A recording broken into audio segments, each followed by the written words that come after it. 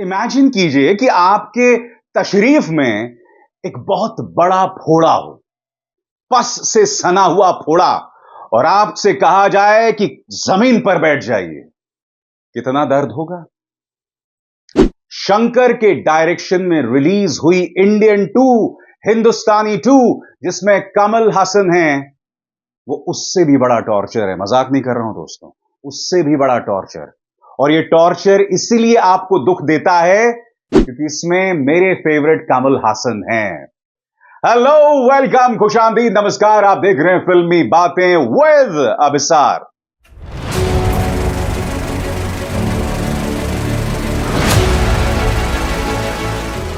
फिल्मी बातें विद अभिसार। जी हां दोस्तों, हिंदुस्तानी 2 रिलीज हो गई है और डायरेक्टर शंकर से सब यही सवाल पूछ रहे हैं कि भैया सेनापति को वापस क्यों बुलाया, क्यों ये फिल्म दोबारा बनाई। अब मैं आपको एक बहुत ही धमाकेदार बात बताने वाला हूं।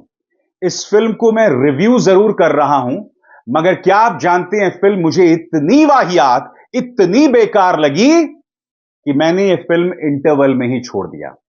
मैंने फिल्म को इंटरवल में छोड़ा, सिनेमा हॉल के बाहर आया, क्योंकि मुझे एक और फिल्म देखनी थी। तो एक अंग्रेजी की फिल्म आई है जिसका नाम है लॉन्ग लेग्स।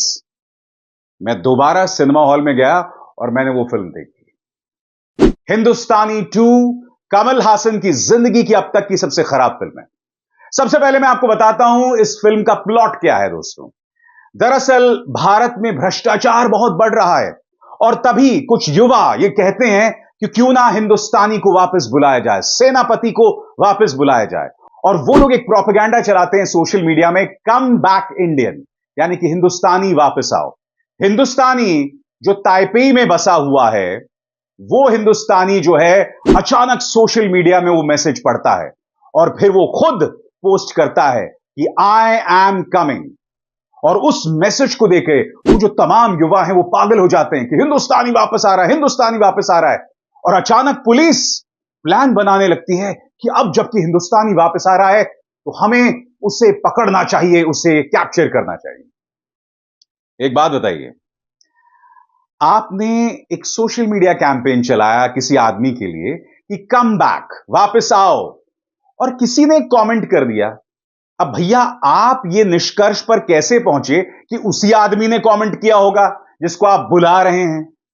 मतलब कुछ भी बकैती, कुछ भी बकैती। सबसे बड़ी बात, इस फिल्म के पास गोल्डन अपॉर्चुनिटी थी करप्शन के मुद्दे पर एक बहुत ही शानदार फिल्म बनाना, एक entertaining film banana.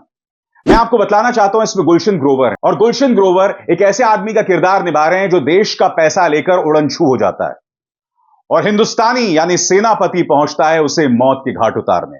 By the way, उन्हें किस तरह से मौत के घाट उतारा जाता है वो भी अपने आप में बहुत बड़ी कॉमेडी, वो मैं आपको बताऊंगा।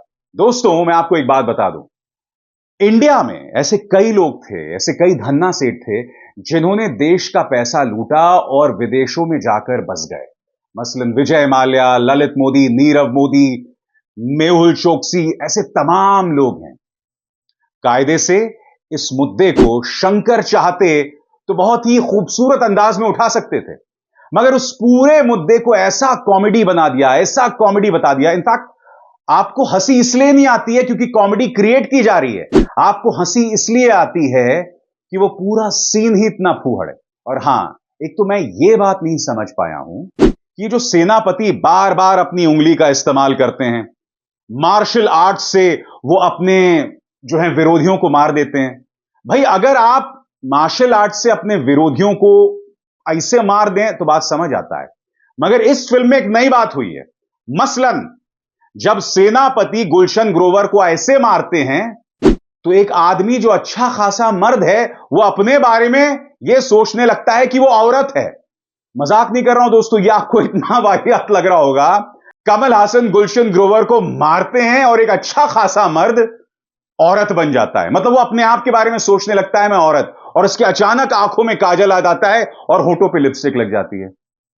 और बात यहां नहीं रुकती है, वो गुजरात जाते हैं, वहां पर भी वो एक करप्ट आदमी को मारते हैं और फिर इसी तरह से उंगली मारते हैं, और जैसे ही उंगली मारते हैं वो आदमी घोड़े की तरह दौड़ने लगता है, हिनहिनाने लगता है। मतलब कमर्शियल सिनेमा के नाम पर कुछ भी बकवास। एक तो आपको याद होगा जब इंडियन आई थी या हिंदुस्तानी आई थी, तो उसका जो संगीत था ना दोस्तों, वो बहुत खूबसूरत था। ए.आर. रहमान ने संगीत दिया था। हालांकि हिंदी में उन गानों का कोई बहुत मतलब नहीं था, मगर हिंदी में भी वो बहुत हिट हुए थे। आपको याद होगा 3-4 ऐसे गाने थे कि लटका दिखा दिया तुमने, झटका दिखा दिया हमने, ताड़ा, और फिर वो टेलीफोन धुन में हंसने वाली, और फिर माया मचिंद्रा मुझको पागल मत करना।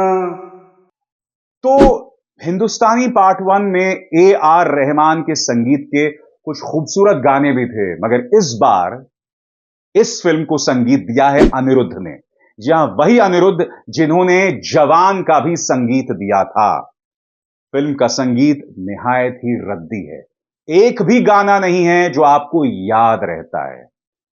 फिल्म निहायत ही घटिया है दोस्तों। मैंने तो आपको बताया कि इंटरवल पर ही मैंने फिल्म को छोड़ दिया, और अगर मेरे पास शंकर का नंबर होता तो मैं उन्हें कॉल करता कि भाई शंकर, ये फिल्म आपने ही डायरेक्ट की थी या आपने ही बनाई थी या किसी बच्चे के हाथ में दे दिया था। और सबसे बड़ी बात, कमल हासन क्या कर रहे थे? कमल हासन जैसा अभिनेता, क्या उन्हें लगता है कि जो हिंदुस्तानी का ब्रांड है या इंडियन का ब्रांड है, उसके बुनियाद पर यह फिल्म हिट हो जाएगी? सवाल ही नहीं पैदा होता दोस्तों।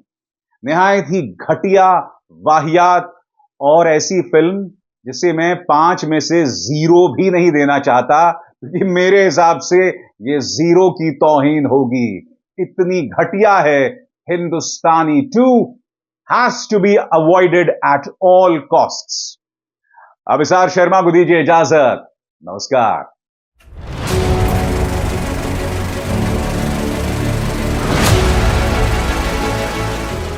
फिल्मी बातें विद अभिसार।